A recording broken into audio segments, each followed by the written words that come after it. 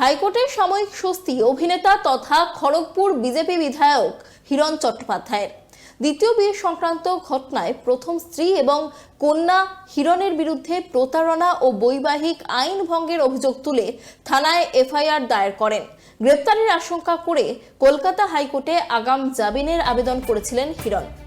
আদালতে তিনি দাবি করেন, উদ্দেশ্য প্রণোদিত এবং ব্যক্তিগত বিবাদের জেরে তার বিরুদ্ধে এই অভিযোগ দায়ের করা হয়েছে।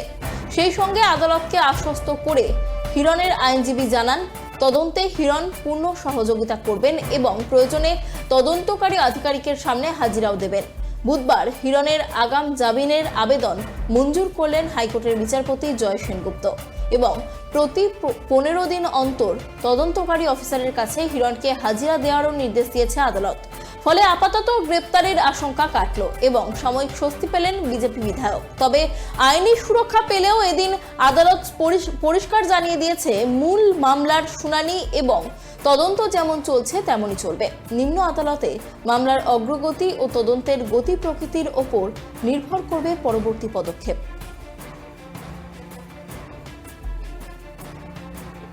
মহামান্য আদালতে বিশ্বাস রেখেছিলাম, আদালত সে বিশ্বাস রেখে যাওয়া আদেশ দিয়েছেন, নির্দেশ দিয়েছেন, সেটা যথাযথ পালন করবে। It's an individual matter, right? So I, being myself, I did not make it public, and I did not want to talk about it, my privacy, my private things, my family matters, to the public and to the social media and to the media.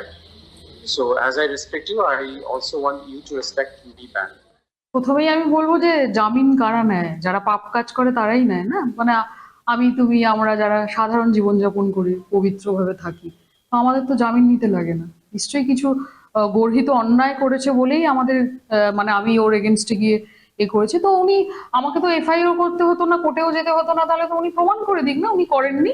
উনি তো পারছেন না সেটা প্রমাণ করতে। ওনাকে তাড়াতাড়ি করে গিয়ে পাপের এগেনস্টে গিয়ে জামিন নিতে হয়েছে।